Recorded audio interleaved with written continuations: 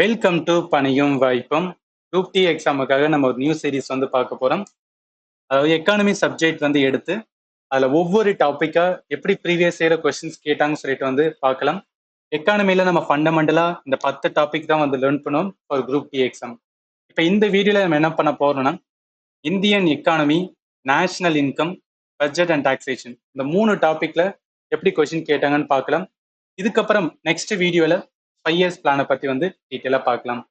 இப்போ ஆல்ரெடி வந்து நான் குரூப் டிக்கு ப்ரீவியஸ் கொஸ்டின் சீரிஸ் வந்து போட்டிருந்தேன்.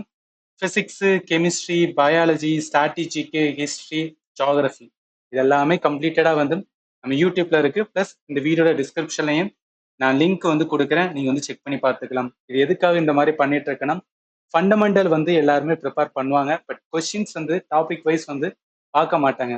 பட் நீங்க ப்ரீவியஸ் இயர் கொஸ்டினை டாபிக் வைஸ் பார்த்தீங்கன்னா அந்த கொஸ்டின் பார்க்கும்போது அப்படியே என்ன பண்ணிக்கலாம்னா நீங்க டாப்பிக்கும் வந்து ரிவிஷன் பண்ணிக்கலாம், ப்ளஸ் கொஸ்டினும் பார்த்த மாதிரி இருக்கும். ஸோ அதனால இந்த மாதிரி கொடுத்துட்டு இருக்கேன். கண்டிப்பாக பாருங்க, நான் ரிவிஷன் பண்றதுக்கு ரொம்ப ரொம்ப யூஸ்ஃபுல்லா இருக்கும். ஸோ அதனால தான் வந்து சொல்றேன். இப்போ இந்த சீரியஸ் ப்ளஸ் இப்போ பார்க்குற வந்து கிளாஸ் எல்லாமே பிடிஎஃப் வந்து நான் இதில் ப்ரொவைட் பண்ணியிருக்கேன்னா ஆப்பில் வந்து ப்ரொவைட் பண்ணியிருக்கேன். ஆப்பை நீங்கள் இன்ஸ்டால் பண்ணிட்டு ஃப்ரீ மெட்டீரியல் அப்படின்னு ஒரு ஃபோல்டர் இருக்கும், அதில் போனீங்கன்னா டாக்குமெண்ட்ஸ் இருக்கும். இதில் கம்ப்ளீட்டாக குரூப் டிக்கு வந்து நம்ம பார்த்த சீரியஸோட கொஷின்ஸ் எல்லாமே வந்து ஒவ்வொரு இதாக, அதாவது biology, chemistry, history, physics, geography இந்த மாதிரி வந்து நான் கொடுத்து வச்சிருப்பேன். இதை வந்து நீங்கள் யூஸ் பண்ணிக்கலாம். எதுக்கான சில ஸ்டூடெண்ட்டுக்கு வந்து பிடிஎஃப் இருக்கும்போது டக்கு டக்குன்னு பார்த்துட்டு வந்து நீங்கள் ரிவிஷன் பண்ணுங்க. ஸோ அதனால தான் வந்து சொல்கிறேன். இப்போ ஃபண்டமெண்டல் கிளாஸஸ் பார்க்கணும்னு நினச்சிங்கன்னா கம்ப்ளீட் ஜிஎஸ் டாபிக் வந்து ஆப்ல வந்து ப்ரொவைட் பண்ணியிருக்கேன். ஸோ ஆப்ல ஸ்டோர் அப்படின்னு இருக்கும், அதில் போயிட்டு என்ன பண்ணிக்கலாம்னா நீங்கள் ஃபண்டமெண்டல் வந்து இந்த என்டையர் ஜிஎஸ் டாபிக் வந்து ட்ரை பண்ணிட்டு வந்து பார்த்துக்கலாம். நான் ஜிஎஸ் டாபிக் மட்டும் தான் சென்ட்ரல் கவர்மெண்ட் எக்ஸாமுக்காக எடுத்துட்டு இருக்கேன். ஸோ அதனால இதுல என்னெல்லாம் ஒரு எக்ஸாமுக்கு ஒரு ஆஸ்பிரண்ட் வந்து படிக்கணுமோ கம்ப்ளீட்டா வந்து கொடுத்துருவேன். சும்மா நான் அது கொடுப்பேன் இது கொடுப்பேன்னு சொல்லலை, ஜஸ்ட் இது மட்டும் தான் கொடுப்பேன். அது ப்ராப்பரா இருக்கும். ஆல்ரெடி நிறைய ஸ்டூடெண்ட் ப்ரிப்பேர் பண்ணிட்டு இருக்காங்க. நீங்க ஜாயின் பண்ணலன்னா ஜாயின் பண்ணுங்க, கண்டிப்பா வந்து யூஸ்ஃபுல்லா இருக்கும். அதுக்கு நான் கேரண்டி பண்றேன். சரி, நம்ம கொஸ்டின் வந்து ஸ்டார்ட் பண்ணிடலாம். டாபிக் அப்படின்னு பார்த்தா national income, inflation, budget, taxation and GDP ரிலேட்டடா எப்படிலாம் கொஸ்டின் கேட்டாங்க சொல்லி வந்து பார்க்கலாம். முதல் question, which one of the following is not included in the financial budget of India? பின் வருவனவற்றில் எது இந்திய நிதி பட்ஜெட்டில் சேர்க்கப்படவில்லை அப்படின்னு இருக்கா? இப்போ என்னன்னா கவர்மெண்ட் வந்து எல்லா வருஷம் என்ன பண்ணுவாங்கன்னா பட்ஜெட் வந்து தாக்கல் பண்ணுவாங்க. ஃபினான்ஸ் மினிஸ்டர் என்னன்னா தாக்கல் பண்றாங்களா பார்லிமெண்ட்ல, அப்படி தாக்கல் பண்ணும்போது என்னன்னா அதுல என்னென்னலாம் இருக்கும் அப்படின்னு பார்த்தீங்கன்னு வச்சுக்கலாம். நார்மலா கவர்மெண்ட் பட்ஜெட் தாக்கல் பண்ணாவே அதை என்ன சொல்லுவாங்கன்னா டெபிசிட்டான பட்ஜெட் தான் வந்து இந்தியன் கவர்மெண்ட் தாக்கல் பண்ணுவாங்க. அதாவது டெபிசிட் மீன்ஸ் வந்து பற்றாக்குறை. அது என்ன பற்றாக்குறை அப்படின்னு கேட்டீங்கன்னா வர்ற வரவு இருக்கு பாத்தீங்களா, அதாவது வருமானத்தை விட கவர்மெண்ட்டுக்கு வர்ற வருமானத்தை விட செலவு தான் அதிகமா இருக்கும். அப்படி செலவு அதிகமா இருந்துச்சுன்னா அதை என்ன சொல்லுவாங்கன்னா டெபிசிட் சொல்லுவாங்க, தமிழ்ல பற்றாக்குறைன்னு சொல்லுவாங்க. அந்த மாதிரி என்னென்னலாம் வந்து டெபிசிட் பற்றாக்குறை இருக்கு, எதுலலாம் நம்மளுக்கு அதிகமான செலவு இருக்கு, அது வந்து காமிக்கிறதுக்காக என்ன பண்ணுவாங்க தனித்தனியா பிரிச்சிருப்பாங்க. அதுல revenue deficit, physical deficit, primary deficit, monetary deficit. So இந்த மானிட்டரி டெபிசிட் தான் பட்ஜெட்டரி டெபிசிட்னு சொல்லுவாங்க. இப்போ எதுக்கு இதெல்லாம் சொல்ல வேணும், இதுல இருக்கிற எல்லாத்தையும் நம்ம இதுக்கப்புறம் கொஸ்டின்ஸ் இருக்கு, நான் டீட்டெயிலா வந்து சொல்றேன். பட் இப்போதைக்கு புரிஞ்சுக்கங்க. அப்ப என்ன எதெல்லாம் வந்து பினான்சியல் பட்ஜெட்ல இருக்குன்னா ரெவன்யூ இருக்கும், பிசிக்கல் இருக்கும் and primary deficit. Credit control part of எதுல வராதுன்னா பட்ஜெட்ல வராது. இந்த கிரெடிட் கண்ட்ரோல் எதுல வரும்னா ஆர்பிஐ கிட்ட வரும். ஸோ ஆர்பிஐ என்ன பண்ணுவாங்கன்னா மானிட்டரி பாலிசி அப்படின்னு சொல்லுவாங்க. ஸோ மானிட்டரி பாலிசி அப்படின்னு சொல்லுவாங்க. அந்த மானிட்டரி பாலிசில ஒன் ஆஃப் த இது கிரெடிட் கண்ட்ரோல் இருக்கும். இது தனி டாபிக். இப்ப கவர்மெண்ட் கொடுக்கறது எல்லாமே இந்த பட்ஜெட்லாம் கொடுக்குறாங்களா, அதை என்ன சொல்லுவாங்க பிசிக்கல் பாலிசி அப்படின்னு சொல்லுவாங்க. எல்லாமே ஃபண்டமெண்டல் கிளாஸ் நம்ம லேர்ன் பண்ணணும்னு வச்சுக்கலாம். ஜஸ்ட் லைக் தட் வந்து எடுத்து போகலாம். பட் ஒரு வாட்டி ரிவிஷன் பண்ண மாதிரி இருக்குமா, அதனாலதான் எல்லாமே நான் வந்து சொல்றேன். இந்த கொஸ்டினுக்கு ஆன்சர் எது வராதுன்னா சீதா வராது, கிரெடிட் கண்ட்ரோல் வராது, நான் ஒத்துல வச்சுக்கோங்க. அடுத்து போலாம். ரெண்டாவது question, tax is a money that is available from individual salary after he or she pays local, state or federal taxes. ஒன்றும் கிடையாது. டாஸ் என்பது ஒரு தனிநபர் உள்ளூர், மாநில மற்றும் கூட்டாட்சி இல்லை அப்படின்னு பார்த்தா சென்ட்ரல் கவர்மெண்ட் எடுத்துக்கலாமே, வரிகளை செலுத்திய பிறகு அவர் சம்பத்திலிருந்து கிடைக்கும் பணம், அது என்னன்னு சொல்றாங்க, அதான் வந்து கொஸ்டினா கேட்கறாங்க. நல்லா கவனிங்க. இப்ப எப்போதும் என்னன்னா ஒரு கான்செப்ட் வந்து இதுவுமே கான்செப்ட் தான்.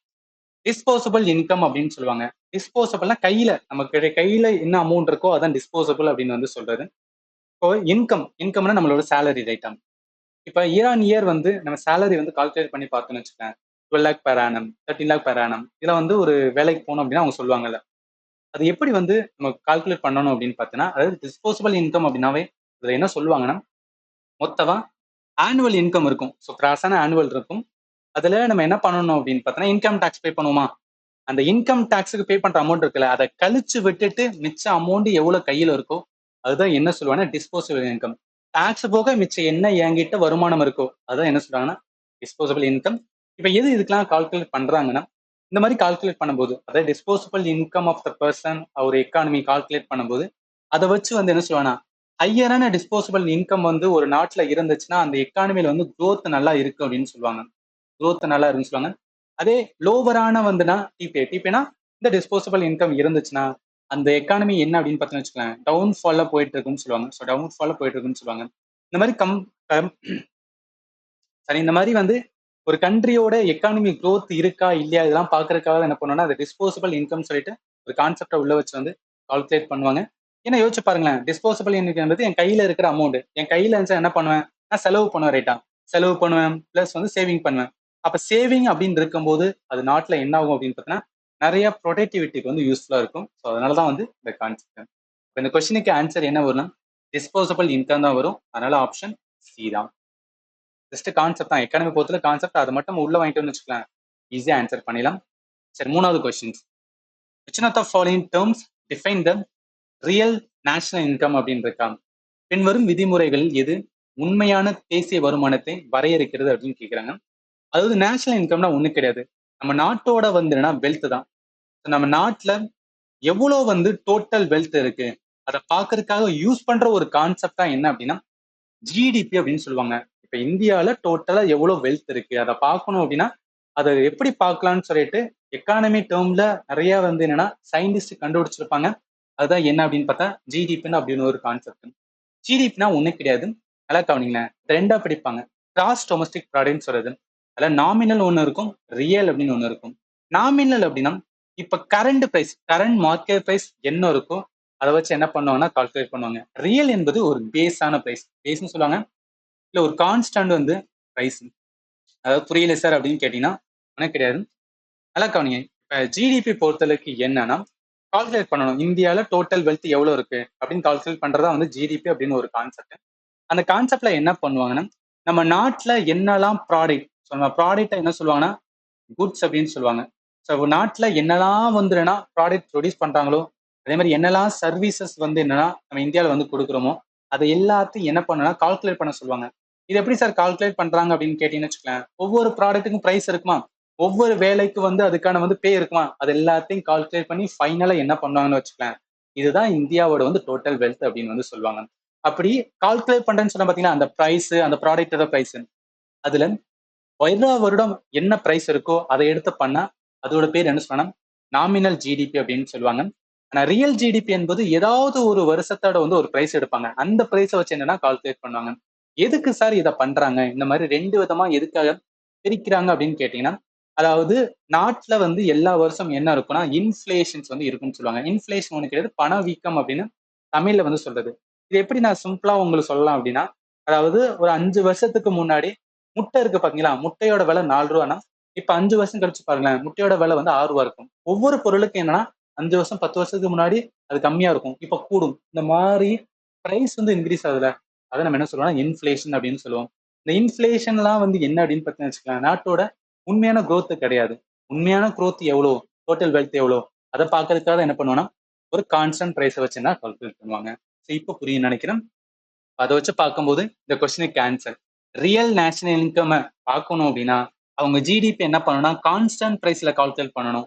ஒரு ஏதாவது ஒரு பேஸ் இயர்ல ஒரு பிரைஸ் இருக்கும், அந்த பிரைஸை வச்சு கால்குலேட் பண்ணும்போது தான் வந்து என்ன தெரிய வரும்னா உண்மையிலேயே நாடு வந்து growthல இருக்கா, உண்மையிலேயே அதிகமான வெல்த் இருக்கான்னு பார்க்க முடியும். அதனால இந்த கொஸ்டினுக்கு ஆன்சர் வந்து இதா வரும். நெக்ஸ்ட் போலாம். Fourth question, which is the most commonly used measure for the size of the economy அப்படின்னு இருக்கா.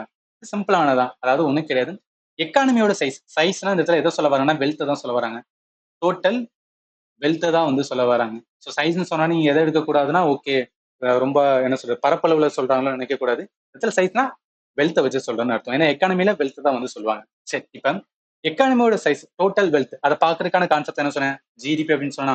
அப்ப இந்த கொஸ்டினுக்கு ஆன்சர் வந்து கிராஸ் டொமஸ்டிக் ப்ராடக்ட் தான் வரும். ஆப்ஷன் சி தான். கிராஸ் நெட் ப்ராடக்ட் அப்படின்னு ஒரு கான்செப்டே கிடையாது. கிராஸ் இருக்கும் ஆனா நெட் இருக்காது. அதுக்கு பதிலா என்ன இருக்குன்னா நேஷனல் இருக்கும். கிராஸ் நேஷனல் ப்ராடக்ட் அப்படின்னு சொல்லுவாங்க. நெட் டொமஸ்டிக் ப்ராடக்ட் இது இருக்கு. ஆனா சைஸ் ஆஃப் த எக்கானமியை பொதுவா காமனா யூஸ் பண்றது என்னன்னா ஜிடிபி. அதனால இது வராது. அடுத்து நேஷன் நெட் ப்ராடக்ட் இந்த மாதிரி ஒரு இதுவே கிடையாது. எப்படி வரும்னா நெட்டு நேஷனல் ப்ராடக்ட் அப்படின்னு வரும். ஸோ நெட் நேஷனல் ப்ராடக்ட் அப்படின்னு வரும். இது எல்லாமே கான்செப்ட். இப்போ ஃபண்டமெண்டல் கிளாஸஸ் இருந்துச்சுன்னா நான் ப்ராப்பரா உங்களுக்கு என்ன பண்ணுவேன்னா ஒவ்வொன்றா வந்து டீச் பண்ணுவேன். இந்த கொஸ்டின் பார்க்கனால டக்கு டக்குன்னு பார்க்கணும். என்ன தேவையோ அதை மட்டும் இந்த இடத்துல சொல்லணும். இந்த கொஸ்டினுக்கு ஆன்சர் என்ன வரும்னா சீதா வரும். ஸோ ஜிடிபி சாரி இந்த இடத்துல ஜிஎன்பி வந்து என்ன கொடுத்துருக்கேன். அதை நான் ஃபண்டமெண்டல் கிளாஸஸ் எல்லாமே எடுத்திருப்பேன். கொடுக்கும்போது மாற்றி கொடுத்துட்டேன். இந்த இடத்துல ஜிஎன்பி கொடுத்துருக்கேன். GNB means cross national product. இது எதுலேருந்து டெரைவ் பண்ணுவோம்னா ஜிடிபிலேருந்து டெரைவ் பண்ணலாம். நான் ஆத்துல வச்சுக்கேன். மாற்றி கொடுத்துட்டேன். இப்போ ஜிடிபி ஏன் வந்துன்னா காமனாக வந்து மெஷர் பண்ணுறாங்கன்னா பிகாஸ் ஆஃப் இந்தியன் எக்கானமி. உலகத்தில் இருக்க எல்லா எக்கானமி என்ன பண்ணுவோம்னா இந்த ஜிடிபி கான்செப்டை வச்சு நிறைய வந்துன்னா டைப் ஆஃப் மெத்தட் இருக்கும். அந்த மாதிரி மெத்தட் என்ன கால்குலேட் பண்ணுவாங்க. இது எதுக்காக சொல்ல வரனா அப்போ ஜிடிபி என்பது என்னன்னா ஒரு மெத்தடு. அது என்ன இந்தியால எவ்வளவு டோட்டல் வெல்த் இருக்கு அதை கால்குலேட் பண்றதுக்காக யூஸ் பண்ணுவாங்க. அதுல நிறைய வந்து என்ன இருக்கும் அப்படின்னு பார்த்தோன்னா கால்குலேட் பண்றதுக்கான வழிகள் இருக்கும். அது அந்த இடத்துல கொடுத்துருக்கேன். அப்ப இந்த மாதிரி எல்லாமே பார்க்கனால என்ன இப்போ ஜிடிபி தான் அதிகமா யூஸ் பண்ண சொல்லி வந்து அப்படி கூட நீங்க வந்து எடுக்கலாம். ஜஸ்ட் கனெக்ட் பண்ணுங்க. அடுத்து போலாமா? 5வது question. which of the following formula used to determine the cross fiscal deficit இருக்கான். மொத்த நிதி பற்றாக்குறையை தீர்மானிக்க பின்வரும் சூத்திரங்கள் எது பயன்படுத்தப்படுகின்றது? இந்த பிஸ்கல் அப்படின்னு வந்தாவே பிஸ்கல் டெபிசிட் அப்படின்னு சொன்னாவே ரொம்ப ரொம்ப இம்பார்ட்டன்டான கான்செப்ட். இது என்னன்னு சொல்லி வந்து நான் உங்களுக்கு சிம்பிளா வந்து புரிய வைக்கிறேன். அது ஒன்றும் கிடையாது. இப்ப இண்டிவிஜுவல் என்ன கூட எடுத்துக்கலாம். என்னோட சம்பளம் வந்து நான் 100 ரூபா அப்படின்னு சொல்றேன்னு வச்சுக்கலாம். என்னோட சம்பளம் வந்து நான் 100 ரூபான்னு சொல்லிட்டு எங்க அம்மா கிட்ட வந்து கொடுக்குறேன். ஆனா அந்த சம்பளம் வந்து எங்க அம்மாவுக்கு என்னன்னா 100 ரூபா வந்து என் மகனுக்கு வந்து சம்பளம் நினைச்சிட்டு இருக்காங்க. பட் ஆக்சுவலா நான் என்ன பண்றேன், 50 ரூபா தான் என் கம்பெனில வந்து எனக்கு சேலரியே கொடுக்குறாங்க. 50 ரூபா என்ன பண்றேன் அப்படின்னு பார்த்தீங்கன்னு வச்சுக்கலேன், என் ஃப்ரெண்டிட்ட வந்து கடனா வந்து வாங்கிட்டு போய் வந்து கொடுக்குறேன். ஏன் வாங்குறேன்னா அந்த டைம் என்னன்னா எனக்கு தேவை 100 ரூபா வந்து தேவை. ஏன்னா வீட்டுல வந்து எல்லாமே வந்து இருக்கனால ஸோ ப்ரெஷர் இருக்கனால என்னன்னா ஒரு 100 ரூபா வந்து செலவு இருக்கு அப்படின்னு சொல்றாங்க. அதனால 100 ரூபா என்ன பண்றேன்னா கடன் வாங்கி 50 ரூபா கடன் வாங்கி 50 ரூபா என்னோட வந்து சேலரியை வந்து டோட்டல் என்ன பண்றேன் 100 ரூபா அப்படின்னு சொல்றேன். இப்ப பாயிண்ட் ஆஃப் வியூ அதாவது என்னோட பாயிண்ட் ஆஃப் வியூ என்னோட அம்மாவோட பாயிண்ட் ஆஃப் வியூ வந்து பார்க்கும்போது 100 ரூபா வந்து என்னடா வருமானம் ரைட்டா அப்படிதான் தெரியும்ல. நான் ஆக்சுவலா உள்ள போய் பார்த்தேன்னு வச்சுக்கலேன், இந்த 100 ரூபா வந்து என்டையரா வருமானம் கிடையாது. 50 ரூபா தான் என்டையரா வருமானம். இந்த 50 ரூபா என்னன்னா இப்ப வருமானம் மாதிரி இருக்கும். ஆனா என்ன பண்ணா திருப்பி கொடுக்கணும்ல. ஏன் அப்படின்னா நான் கடன் வாங்கியிருக்கேன். கடன் வாங்கினா எந்த ஒரு இதையும் வந்து நம்ம திருப்பி கொடுத்தா ஆகணும். அதனால என்ன அப்படின்னா இதுலயே அதாவது இண்டிவிஜுவல் லெவலே இந்த மாதிரி இருக்கு பாத்தீங்கன்னா ஒரு உண்மையான நம்மளுக்கு வந்து காசு வருது. இன்னொன்னு கடன் வாங்கிப்போம். இதே தான் என்ன இருக்குன்னா நேஷனல் லெவல்ல இருக்கும். இந்த நேஷனல் லெவலில் என்னன்னா 100 ரூபா வந்து என்னன்னா வருமானம் வருதுன்னு வச்சுக்கலாம். கவர்மெண்ட் என்ன பண்ணுவோம்னா 50 ரூபா வந்து ஒரு சைட்ல இருந்து வருமானம் வரும். இன்னொரு 50 ரூபா என்ன பண்ணுவோம்னா கடன் வாங்க வேண்டிய கட்டாயம் இருக்கும். அந்த கட்டாயம் இருக்கு பாத்தீங்களா, அந்த கட்டாயம் வந்து எவ்வளவு இருக்கு, நம்ம எவ்வளவு கடன் வாங்கணும் அதை பாக்குறதுக்காக யூஸ் பண்ற ஒரு இதுதான் வந்து பிஸ்கல் டெபிசிட் சொல்லுவாங்க. டெபிசிட்னாவே என்னன்னா பற்றாக்குறை தான். அதாவது செலவு அதிகமா இருக்கு வரவை விட. அது எப்படி வந்து அந்த எவ்வளவு வந்து நம்ம வந்து கடன் வாங்கணும் அதை பாக்குறதுக்காக யூஸ் பண்றதா வந்து பிஸ்கல் டெபிசிட். அதுக்கு சில ஃபார்முலா இருக்கும். அதை வந்து பார்த்துலாம். ஒண்ணும் கிடையாது. நல்லா கவனிங்க. பிஸ்கல் டெபிசிட்னாவே நாட்டோட வருமானம் அண்ட் வந்து செலவு. அதுல ஒரு கான்செப்ட் இருக்கும். நம்மளோட வருமானத்தை என்ன சொல்லுவாங்கன்னா ரெவன்யூ ரிசிப்ட் அண்ட் கேபிட்டல் ரிசிப்ட்னு சொல்லுவாங்க. செலவை என்ன சொல்லுவாங்கன்னா revenue expenditure and capital expenditure அப்படின்னு சொல்லுவாங்க. இப்ப எனக்கு என்ன தேவை அப்படின்னு பாத்தீங்கன்னா இது டோட்டல் எக்ஸ்பெண்டிச்சர், இது வந்து என்னன்னா டோட்டலான வந்து ரெசிப்ட். சரியா? அதாவது வரவு, இது வந்து வரவு, இது வந்து செலவு. இந்த பிஸ்கல் டெபிசிட் கண்டுபிடிக்கணும். இந்த difference between total receipt and total expenditure. ஆனா என்ன பாரோவிங்க எக்ஸ்க்ளூட் பண்ணணும். எதுக்காக பாரோவிங்க எக்ஸ்க்ளூட் பண்றாங்க அப்படின்னு கேட்டீங்கன்னா அப்பதான் நம்மளுக்கு தெரிய வரும் எவ்வளவு எனக்கு உண்மையிலேயே வந்து காசு தேவை, இந்த நாட்டுக்கு எவ்வளவு நான் கடன் வாங்க வேண்டியது இருக்கு. அதை பாக்குறதுக்காக என்ன பண்ணுவோம்னா இந்த பாரோவிங்க எக்ஸ்க்ளூட் பண்ணிட்டு மிச்சம் எவ்வளவுதான் வந்து உண்மையிலேயே வந்து நம்மளுக்கு பற்றாக்குறை இருக்குன்னு சொல்லுங்க. அதை வச்சு என்ன பண்ணிக்கலாம்னா நம்ம எவ்வளவு பாரோ பண்ணலாம்னு வந்து தெரிஞ்சுக்கலாம்னு சொல்லுவாங்க. அதாவது கொஞ்சம் கன்ஃபியூஷனா இருக்கலாம். அது ஒண்ணும் கிடையாது. நல்லா கவனிங்க. கவர்மெண்ட்ல என்னன்னா வரவு அப்படின்னு சொல்லலாம். வரவை வந்து ரெண்டா பிரிப்பாங்க. ஒண்ணு ரெவன்யூ அப்படின்னு பிரிப்பாங்க, இன்னொன்னு கேபிட்டல் அப்படின்னு வந்து பிரிப்பாங்க. சரி, இப்ப இந்த ரெவன்யூல என்ன இருக்கும்னா ரெவன்யூ ரெசிப்ட், ரெவன்யூ வருமானம் அப்படின்னு சொன்னாவே அது என்னன்னா கவர்மெண்ட்டுக்கு வருமானம் வரும். அதை திருப்பி கொடுக்கணும் அவசியம் கிடையாது. அந்த மாதிரி என்னெல்லாம் வருமானம் வருதோ அதை எதுக்குள்ள வச்சுக்காங்கன்னா ரெவன்யூக்குள்ள வச்சுக்குவாங்க. இப்ப டாக்ஸ் இருக்கு வச்சுக்கலாம். இப்ப என்ன எவ்ரி வருஷம் வந்து என்ன பண்றோம் டாக்ஸ் வந்து கவர்மெண்ட் பே பண்றோம். கவர்மெண்ட் வந்து அந்த டாக்ஸ் அமௌண்ட் நமக்கு திருப்பியா கொடுக்குறாங்க. டேரக்டா பார்க்கணும் அந்த அமௌண்ட் அப்படியே திருப்பி கொடுக்குறாங்க இல்ல இல்ல. அதனால என்னன்னா இது பார்ட் ஆஃப் இதுதான் ரெவன்யூல வச்சுருவாங்க. நான் டேக்ஸ் ரெவன்யூ, அதாவதுன்னா இன்ட்ரெஸ்ட் பேமெண்ட், இந்த வட்டி இருக்கு பாத்தீங்கன்னா, வட்டி காசு. டிவிடெண்ட்னா ப்ராஃபிட்டோட ஷேர் அப்படின்னு சொல்லுவாங்க. ப்ராஃபிட்டோட வந்து ஷேர் அப்படின்னு சொல்லுவாங்க. ஏன்னா கவர்மெண்ட்டுமே என்ன, நிறைய பப்ளிக் செக்டர் அந்த அண்டர்டேக்கிங் இருக்கா, அதுல என்னென்ன ஷேர் இருக்கும், அதோட வருமானம் வரும். அதே மாதிரி யூசரோட ஃபைனு, இப்ப டிராஃபிக் ரூலை ஃபாலோ பண்ணலைன்னா நம்ம ஃபைன் பண்றாங்களே, அதெல்லாம் என்ன அப்படின்னா கவர்மெண்ட்டுக்கு வருமானம் தான். இந்த மாதிரி எதெல்லாம் ஒரு வருமானம் கவர்மெண்ட் திருப்பி கொடுக்கணும் அவசியம் இல்லையோ, அதெல்லாம் பார்ட் ஆஃப் எதுக்குள்ள வந்துடும், ரெவன்யூக்குள்ள வந்துடும். கேபிட்டல் வாங்க, கேபிட்டலுமே என்னன்னா வருமானம் தான். ஆனா இது எப்படி இருக்குன்னா, கடன் வாங்கப்பட்ட வருமானம் அப்படின்னு சொல்லுவாங்க. ஸோ கடனால வாங்கப்பட்ட வருமானம். இங்க பாருங்களேன், பௌரோவிங் அப்படின்னு இருக்கா, இது என்ன அப்படின்னு பார்த்தா டெப்ட் ரிசிப்ட். டெப்ட் அப்படின்னு பார்த்தீங்கன்னா நம்ம என்ன பண்ணோம், கடன், கடன் சுமை மாதிரி திருப்பி கொடுத்தே ஆகணும் ரேட்டா. அதே மாதிரி இன்னொன்று நான் டெப்ட் அப்படின்னு சொல்லுவாங்க. நான் டெப்ட் என்பது லோனை ரெக்கவரி பண்றது, டிஸ்இன்வெஸ்ட்மெண்ட், அதே மாதிரி என்டையர் அமௌண்ட்டை என்ன பண்ணா திருப்பி கொடுக்கறது, இதெல்லாம் பார்ட் ஆஃப் என்ன வரும் அப்படின்னு பார்த்தா நான் டெப்ட் வந்து ரெசிப்ட் வரும். இந்த இடத்துல புரிஞ்சுக்கிற வேண்டியது என்ன, நீங்க பாரோவிங் அப்படின்றது பாத்தீங்கன்னா, இந்த பாரோவிங் எவ்வளவு வேணும் அதை பாக்குறதுக்காக என்ன பண்ணுவாங்கன்னா ஒரு கான்செப்ட் பிசிக்கல் டெபிசிட். இப்ப எனக்கு இது வேணும்னா நல்லா கவனிங்களேன். நான் என்னன்னா பேசிக்கா சொல்லியிருக்கேன். இப்போ ஒரு எக்ஸாம்பிள் எடுத்துக்கலாம். இதை வந்து பாருங்க, ரெசிப்ட், அதாவது நான் என்னோட வருமானத்துல ரெவன்யூ ரெசிப்ட் என்ன பண்றேன்னா ஒரு 3000 எடுக்கிறேன். கேபிட்டல் ரெசிப்ட், கேபிட்டல் ரெசிப்ட்ல ரெண்டு இருக்கு, ஒன்னு டெப்ட் இருக்கு, நான் டெப்ட் இருக்குட்டா. நான் டெப்ட் 2000 வருது, டெப்ட் வந்து ஒரு 1000 வருது. மொத்தமா என்னோட வருமானம், கவர்மெண்டோட வருமானம் 6000 வருது. எக்ஸ்பெண்டிச்சர் ரெவன்யூ கேபிட்டல் மொத்தமா சேர்த்து வந்து 6000 வருதுன்னு வச்சுக்கலாம். இப்ப என்ன அப்படின்னு பார்த்தா இந்த இடத்துல அவங்க பிசிக்கல் டெபிசிட் இருக்கா, டோட்டல் எக்ஸ்பெண்டிச்சர், நம்மளோட டோட்டல் எக்ஸ்பெண்டிச்சர் 6000 ஆயிட்டா, 6000 போட்டாச்சு. அடுத்து ரெவன்யூ ரெசிப்ட், ரெவன்யூ ரெசிப்ட் எடுப்பேன், 3000 இருக்கா, 3000 போறேன். அதுக்கப்புறம் என்ன பண்றேன்னா கேபிட்டல் ரிசர்வ்ல நான் டெப்ட் மட்டும் இருக்கிறேன். ஏன் நான் டெப்ட் எடுக்க மாட்டேன்னா அது வந்து வரும், அதை நான் தெரிஞ்சுக்கிறதுக்காக இப்படி பண்றேன். அதனால என்ன பண்றேன், ஒரு 6000 3000 2000 கழிச்சுனா 6000 இருக்கு, இந்த 3000 2000 5000 வரும் ரேட்டா. அப்ப 6000த்துல 5000 போதா 1000 வரும். இப்ப என்ன தெரிய வருதுன்னா, இந்த 1000 ரூபாய் இருக்கு பாத்தீங்கன்னா, இந்த 1000 ரூபாய் எனக்கு தேவை. அதாவது கவர்மெண்ட் கண்டிப்பா என்னன்னா செலவு வந்து பண்ணி ஆகணும். அந்த காசு இல்ல, அந்த காசுக்கு என்ன பண்ணுவேன், பாரோ பண்ணுவாங்க. பாரோ யார்கிட்ட பண்ணுவாங்க அப்படின்னா வேர்ல்டு பேங்க்ட்ட பண்ணுவாங்க. நியூஸ்ல இல்ல சில வந்து மூவில கூட சொல்லுவாங்கல்ல, இந்த மாதிரி உலக வங்கியில வந்து என்னன்னா இந்தியாவோட கடன் சுமை எவ்வளவுப்பா அப்பெல்லாம் சொல்றாங்க பாத்தீங்கன்னா, அதெல்லாம் எப்படி வச்சு சொல்றாங்கன்னா பிகாஸ் ஆஃப் என்னன்னா இந்த மாதிரி கால்குலேட் பண்றதுனால. இது வந்து நான் கன்ஃபியூஸ் பண்ற மாதிரி சொல்லியிருக்கலாம். பட் வந்து கான்செப்டை மட்டும் புரிஞ்சுங்க. பிசிக்கல் டெபிசிட் என்பது அப்படின்னு பார்த்தீங்கன்னு வச்சுக்கலாம், நல்லா கவனிங்க. பிசிக்கல் டெபிசிட் என்பது கவர்மெண்ட் உண்மையிலேயே எவ்வளவுதான் கடன் வாங்கி வந்துன்னா அவங்களோட பற்றாக்குறை, அவங்களோட செலவை வந்துன்னா பாக்குறதுக்காக வந்து எவ்வளவு எடுக்கிறாங்க வாங்குறாங்க, அதை பாக்குறதுக்காக உருவாக்கப்பட்ட கான்செப்ட் தான் வந்து பிசிக்கல் டெபிசிட். அதுக்கான ஃபார்முலா என்னன்னா total expenditure minus revenue receipt, அதுல சேர்த்து நான் டெப்ட் கிரியேட்டிங் கேபிட்டல் அசெட், இது ரெண்டையும் மட்டும் தான் கூட்டணும். ஏன்னா நான் சொன்னா, அதாவது 6000 இருக்கு, இங்கிட்ட ஒரு 5000 போட்டோம் பாத்தீங்கன்னா, அந்த 5000 என்ன, அந்த ரெவன்யூ ரிசிப்ட், அதே மாதிரி கேபிட்டல் ரிசிப்ட்ல நான் டெப்ட் மட்டும். அந்த மாதிரி எதை வந்து நான் எக்ஸ்க்ளூட் பண்ணணும் அப்படின்னு பாத்தீங்கன்னு வச்சுக்கலாம், பாரோவிங்க எக்ஸ்க்ளூட் பண்ணணும். ஆனா இந்த பாரோவிங் கொடுக்காட்டாலும் பரவாயில்ல, இதை மட்டும் ஆட் பண்ணா போதுமே, இதை மட்டும் ஆட் பண்ணவே நம்மளுக்கு தெரிய வந்துருமில்ல. அதனால இந்த கொஸ்டினுக்கு ஆன்சர் என்ன வரும், இதா வரும். இதுல தெரிஞ்சுக்கிற வேண்டியது நான் சொன்னதான், பிசிக்கல் டெபிசிட் என்பது ஒரு கான்செப்ட். அது கவர்மெண்ட் எவ்வளவுதான் வந்து நம்ம கடன் வாங்கணும் அதை பாக்குறதுக்காக வந்து யூஸ் பண்ற கான்செப்ட். அதோட ஃபார்முலாவை நான் எக்ஸ்பிளைன் பண்ணிருக்கேன், அவத்துல வச்சுக்கேன். டக்குன்னு போறேன்னு நினைக்காதீங்க. கொஸ்டின் பார்க்கறனால அது டப்புன்னு போனாதான் வந்து என்னன்னா நிறைய கொஸ்டின்ஸ் பார்க்க முடியும். ஏன்னா ரொம்ப லென்த்தா இருந்தா நிறைய ஸ்டூடெண்ட் பார்க்கவும் மாட்டீங்க. அதனாலதான் வந்து இந்த மாதிரி நான் சொல்லிட்டு இருக்கேன். சரி, அடுத்து போலாமா. 6வது question, the government budget when the expenses made by the nations are more than the source of income, the difference between income and expenses ஒன்றும் கிடையாது. அரசாங்கத்தோட பட்ஜெட்ல ஒரு நாடு செய்யும் செலவுகள் வருமான ஆதாரத்தை விட அதிகமாக இருந்தால் வருமானத்திற்கும் செலவுக்கும் உள்ள வித்தியாசம் டேஸ் என அழைக்கப்படும் கேட்கிறாங்க. இப்ப பார்த்தா அது என்னது, இந்த இடத்துல வருமானத்தை விட என்ன இருக்குன்னா செலவு வந்து என்னன்னா அதிகமா இருக்கு. ஸோ வருமானமும் அது என்னன்னா இங்க இருக்கலாம், செலவுகள் வருமான ஆதாரத்தை விட அதிகமா இருக்குன்னு சொல்றாங்க. அப்ப என்ன ஆகும், அது வந்து பற்றாக்குறையிட்டாங்க. அந்த பற்றாக்குறை என்ன சொல்லுவாங்க, பட்ஜெட் டெபிசிட், பட்ஜெட்டோட பற்றாக்குறை அப்படின்னு சொல்லுவோம். எல்லாமே நான் கிளாஸ்ல ப்ராப்பரா டீச் பண்ணியிருப்பேன், ஜஸ்ட் கவனிங்க. அதாவது என்னன்னா பட்ஜெட் டெபிசிட் மீன்ஸ் வந்து எக்ஸ்பென்சஸ், செலவு வந்து அதிகமா இருக்கும், செலவு வரவை விட அதிகமா இருந்துச்சுன்னா அதான் வந்து என்னன்னா பட்ஜெட்டோட டெபிசிட். சமமானதுன்னா ஈக்குவலண்டா இருக்கும். அதே இது சர்ப்ளஸ் அப்படின்னா அதிகமா இருக்கும். அதாவது என்ன, செலவு கம்மியா இருக்கும், வருவாய் அதிகமா இருந்துச்சுன்னா அப்பதான் என்ன சொல்லணும்னா சர்ப்ளஸ் இல்ல உபரி வரவு செலவு திட்டம் அப்படின்னு சொல்றது. சரி, அடுத்து போலாமா.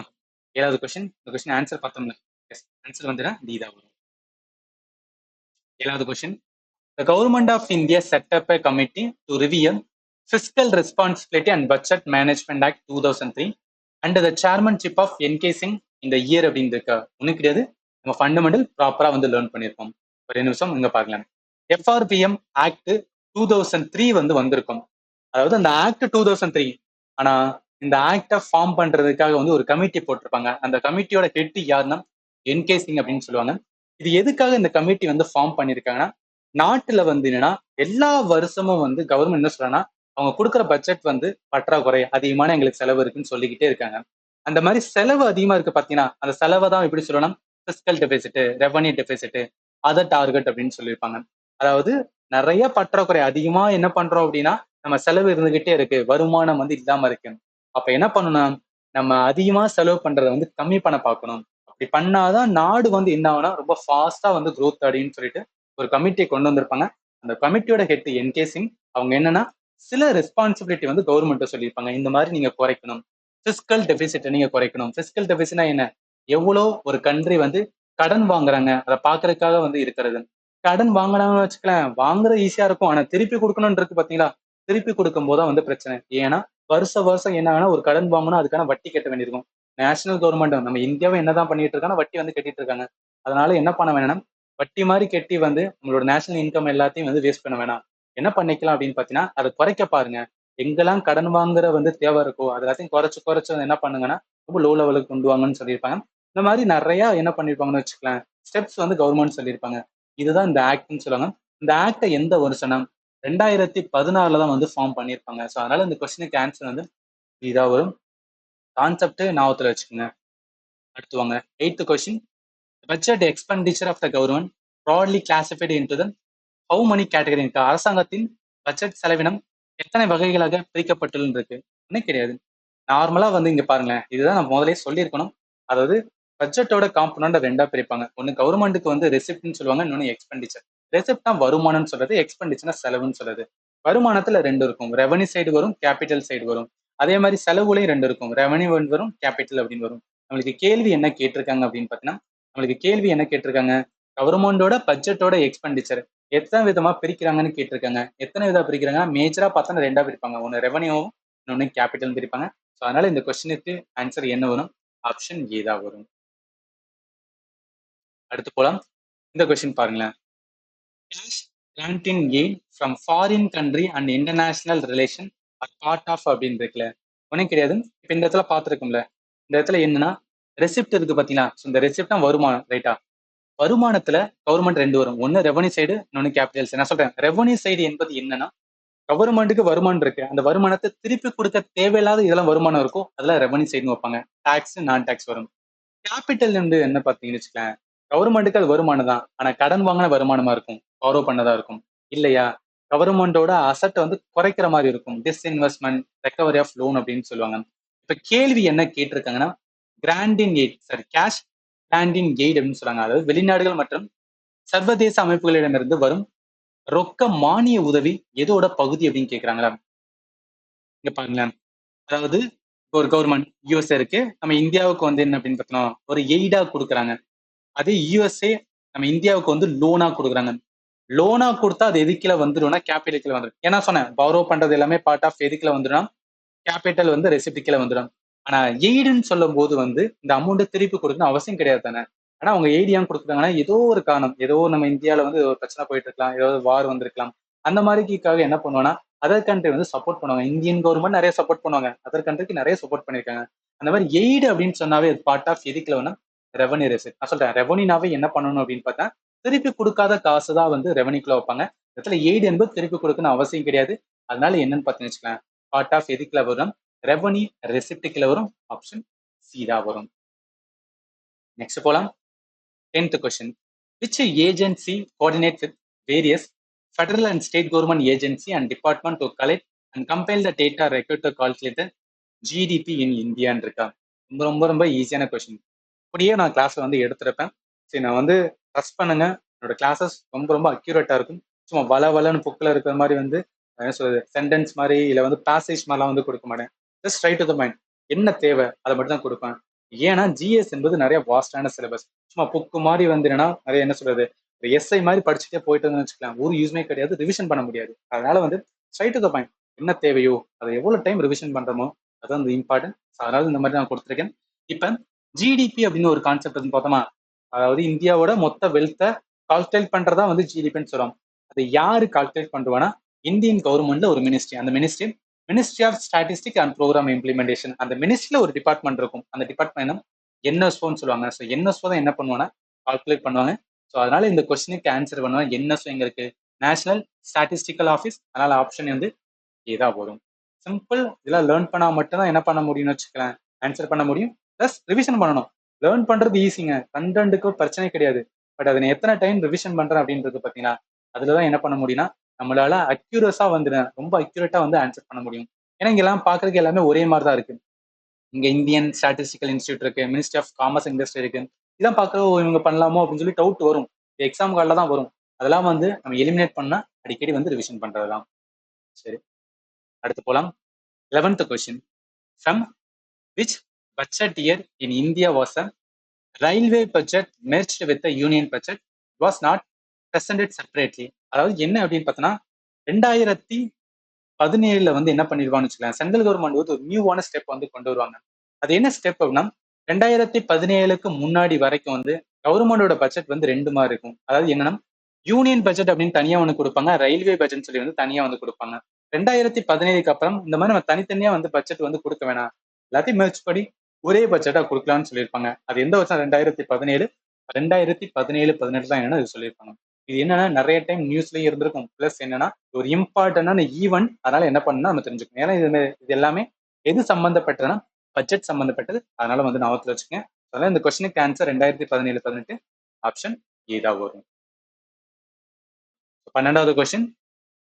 Under under the Indian budgetary classification of central or state government which of the following would be classified as revenue receipt இருக்கா? நம்ம பார்த்துருக்கோம். கவர்மெண்டோட பட்ஜெட்ல ரெண்டா பிரிப்பாங்க. ஒன்னு ரெசிப்ட் வரவு, இன்னொன்னு எக்ஸ்பெண்டிச்சர் அப்படின்னு இருக்கு. ரைட்டா? ஒன்னு வரவு, இன்னொன்னு செலவுன்னு இருக்கும். அந்த வரவுல ரெண்டா இருக்கும். ஒன்னு ரெவன்யூ அப்படின்னு இருக்கும், இன்னொன்னு கேபிட்டல் இருக்கும். அதே மாதிரிதான் எக்ஸ்பெண்டிச்சர்ல என்ன இருக்குன்னா ரெவன்யூ அப்படின்னு இருக்கும், கேபிட்டல் அப்படின்னு இருக்கும். ரைட்டா? ரெவன்யூ அப்படின்னு இருக்கும், கேபிட்டல் இருக்கும். ரெவன்யூ வருமானம் அப்படின்னு சொன்னாவே திருப்பி கொடுக்காத அமௌண்ட்லாம் வந்து கவர்மெண்ட் போச்சுன்னா அதான் வந்து ரெவன்யூட வருமானம்னு சொல்லுவாங்க. இதெல்லாம் பார்த்தோம். டாக்ஸ், நான் டாக்ஸ் அப்படின்னு பார்த்தோமா? டாக்ஸ் அதே மாதிரி வந்து நான் டாக்ஸ். அப்படிங்க என்ன இருக்கு? டாக்ஸ் இருக்கு. டாக்ஸஸ் பார்ட் ஆஃப் எதுக்குல தான் வரும்? ரெவன்யூ ரெசிப்ட்ல வரும். அதாவது இந்த கொஸ்டினுக்கு ஆன்சர் வந்து இதாக வரும். எல்லாமே சிம்பிள். இந்த பேசிக் தெரிஞ்சா போதும், ஈஸியா ஆன்சர் பண்ணிடலாம். டாக்ஸ் பார்ட் ஆஃப் எதுக்குல தான் வரும்? ரெவன்யூக்குல தான் வரும். 13வது question. which not the following best define the fiscal deficit in the Indian budget? நான் சொல்லிட்டேன். fiscal அப்படின்னாவே என்ன பண்ணணும்? Exclude borrowing. So exclude borrowing எதுக்கான? நம்மளுக்கு எவ்வளவுதான் வந்து கடன் வாங்குறோம், அந்த கடன் வாங்குறோம் தெரிஞ்சுக்கிறதுக்காக தான் என்ன பண்ணுவோம்னா borrow பண்ணி வருமானம் வருதுல, அதை நீங்க வந்து என்னன்னா கழிச்சு விட்டுருங்க. கழிச்சு விட்டுட்டு அது இல்லாம எவ்வளவு வந்து வருமானம் வந்திருக்கு, எவ்வளவு செலவு இருக்குன்னு சொல்லுங்க. செலவு அதிகமா இருந்தா அந்த செலவு போட்டு என்ன பண்ணிக்கலாம்னா நம்ம கடன் வாங்கிக்கலாம் அப்படின்னு சொல்லதான் என்னன்னா பிசிக்கல் டெபிசிட் வந்து பாக்குறதுக்கான ரீசன். அப்ப அதை வச்சு பார்க்கும்போது என்ன வரும்னா முதல்ல total expenditure minus total receipt அதுதான் பாரோவிங், இன்க்ளூடிங் கிடையாது, அதுதான் பாரோவிங். அதை மட்டும் தான் இது பண்ணுவாங்க. அதனால வரும் இந்த கொஸ்டினுக்கு ஆன்சர் வந்து இதை வரும். ஆல்ரெடி சொல்லிட்டு அந்த கான்செப்ட் ஞாபகத்தில் வச்சுங்க. அது என்ன வரும்னா பிசிக்கல் டெபிசிட் என்பது இங்கே இருப்பாங்க. பிசிக்கல் டெபிசிட் என்பது difference between total receipt and total expenditure excluding the borrowing. அதான் பார்ட் ஆஃப் எது வரும்னா பிசிக்கலோட டெபிசிட்ல வரும். 14th question. Which one of the following indicate the borrowing needs of the government? நம்ம பார்த்தோமா? அதாவது எதுக்காக பிசிக்கல் டெபிசிட் பண்றாங்க நான் சொன்னேன். பிசிக்கல் டெபிசிட் வந்து பார்க்கும் போது தான் என்ன தெரிய வரும், உண்மையிலே கவர்மெண்ட்டுக்கு வந்து கடன் வாங்காம எவ்வளவு அதிகமான செலவு இருக்கு அப்படின்னு தெரிய வரும். அப்ப அந்த செலவை கண்டுபிடிச்சிட்டாங்கன்னா இவ்வளவு செலவு வந்து பண்ண வேண்டியது இருக்கு, ஆனா காசு இல்லை அப்படின்னு தெரியும் போது என்ன பண்ணுங்கன்னா அந்த 1000 ரூபாவை நீங்க கடனா வாங்குங்க அப்படின்னு சொல்லுவாங்க. அப்படி கடனா வாங்குறது எவ்வளவு அமௌண்ட் அதை பாக்குறதுக்காக தெரிஞ்சுக்கிறதுக்கு தான் என்ன அப்படின்னா பிசிக்கல் டெபிசிட் கான்செப்டே உள்ள கொண்டு இருப்பாங்க. அதனால இந்த கொஸ்டின் ஆன்சர் வந்து ஏதா வரும். சரி, அவ்வளவுதாங்க. இப்ப என்னன்னா இந்த டாபிக்ல இருந்து அந்த 3 டாபிக் பார்த்தோமா, அது 3ல இருந்து இவ்வளவு கொஸ்டின்ஸ் கேட்டிருக்காங்க. எல்லாமே கான்செப்ட் தான். கான்செப்டை மட்டும் நீங்க உள்வாங்குங்க போதும். நான் சொன்ன மாதிரி ஃபண்டமெண்டல் கிளாஸஸ் பாருங்க. ரொம்பவே வந்து யூனிக் வேயா தான் டீச் பண்ணியிருப்பேன். மோஸ்ட்லி முடிஞ்ச அளவுக்கு மைண்ட் மேப் வச்சு தான் வந்து சொல்லியிருப்பேன். அக்யூரேட்டா இருக்கும். செக் பண்ணி பார்த்துக்குங்க. லாஸ்ட் ஒண்ணு, அதாவது உங்களுக்கு ஏதாவது டவுட் இருந்துச்சுன்னா, இப்போ எக்ஸாம் ரிலேட்டட் ஏதாவது டவுட் இருக்கு, இல்ல இப்போ கிளாஸ் சப்ஜெக்ட் ஏதாவது டவுட் இருந்தாலும் 7871385142 சரி, என்னோட வாட்ஸ்அப் நம்பர் சேவ் பண்ணிக்க. ஏதாவது டவுட் இருந்துச்சுன்னா நீங்க வாட்ஸ்அப்ல கேளுங்க, கண்டிப்பா ஆன்சர் பண்றேன். இப்ப பாக்குற உங்க கொஸ்டின்ல ஏதாவது டவுட் இருந்துச்சு, வேற ஏதாவது நீங்க கேட்கறதா இருந்தாலும் வீடியோட கமெண்ட்ல சொல்லுங்க, நான் கண்டிப்பா ஆன்சர் பண்றேன். அண்ட் ஃபைனலி தேங்க்யூ ஃபார் வாட்சிங் and have a nice day.